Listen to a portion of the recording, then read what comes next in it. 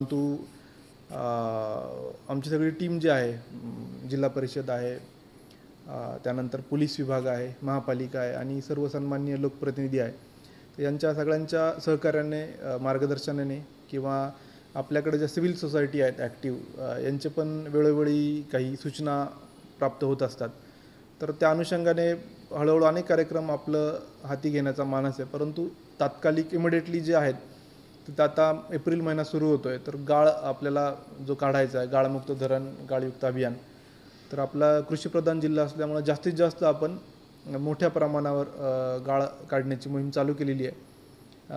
तर ती पण ऑलरेडी आपल्याकडे चालू झाली जिल्ह्यामध्ये. आणि माझं आव्हान आहे की जे इच्छुक शेतकरी आहेत सर्वांनी आपला जो काय प्रतिसाद आहे तो नोंदवा, जेणेकरून आम्ही त्या ठिकाणी करू शकतो काम. त्यानंतर नाला खोलीकरणाची मोहीम आपण ऑलरेडी चालू केलेली आहे. त्याला पण जलयुक्त शिवारमध्ये प्रशासकीय मान्यता झाल्यात.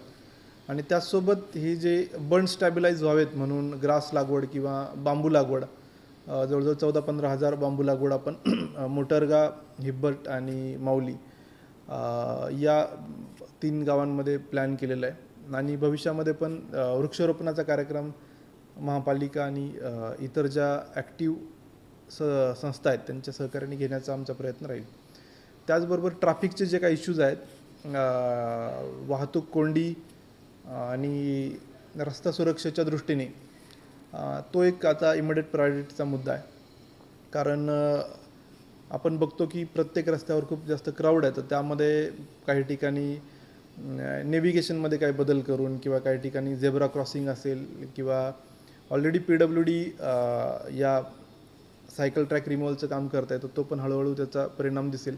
काही ठिकाणी आपले जे बाजार आहेत ते बाजाराचं रिलोकेशन काही ठिकाणी करताना शक्य आहे का, किंवा जे आपले मोर्चाचे जे रूट आहे त्याला काय अल्टरनेट देऊन आपण तिथलं कंजेशन कमी करता येईल का, हे आमच्या सध्या विचाराधीन आहे.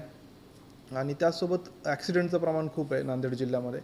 तर आम्ही जिल्ह्यातल्या सगळ्या ब्लॅक स्पॉटचं एक पुस्तिका तयार केली.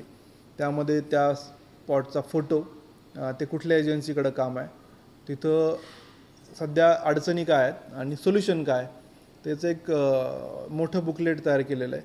आणि आम्ही एप्रिलच्या दुसऱ्या आठवड्यात रस्ता सुरक्षेची मीटिंग घेणार आहोत.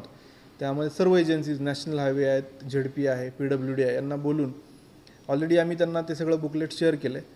तर काय काय उपाययोजना करता येतील, काही शॉर्ट टर्म असतील, काही लाँग टर्म असतील. शॉर्ट टर्म म्हणजे रंबलर स्ट्रीप आहे, सायनेजेस आहे, स्पीड ब्रेकर असेल, किंवा कॅट आहे तिथं बसवता येईल का, झेब्रा क्रॉसिंग करता येईल का, किंवा फ्री लेफ्ट आपल्याला काही ठिकाणी करता येईल का, किंवा काही जे छोटे रोड जे डायरेक्ट हायवेला मिळतात तिथं आपल्याला स्पीड ब्रेकर बसवता येतील.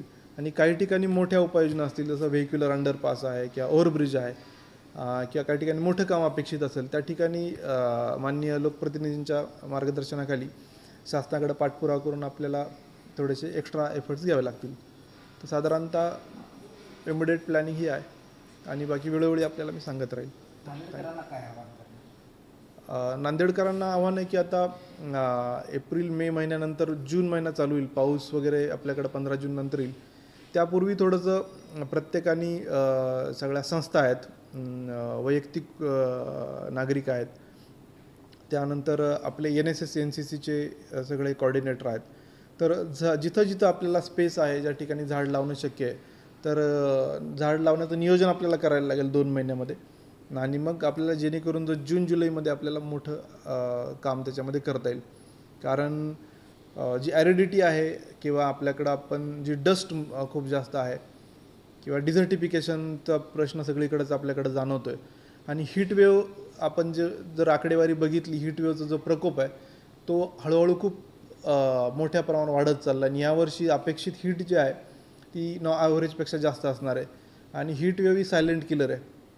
अशा वेळेस आपल्याला झाडं मोठ्या प्रमाणात वाढवावं लागतील. तर त्या दृष्टीने सगळ्यांनी नियोजन करा. किमान आपण एक झाड लावून ॲडॉप्ट करू शकतो का, हा विचार करणं आवश्यक आहे. आणि त्या सगळ्या मोहिमेमध्ये आपल्याकडं चांगलं काम करणारी काही संस्था आहेत, यांचाही सहभाग आम्ही घेऊ. तर सगळे मिळून हे काम केलं तर लवकर आपल्याला चांगले रिझल्ट्स 1-2 वर्षामध्ये दिसू शकतील, असं सगळ्यांना आव्हान आहे.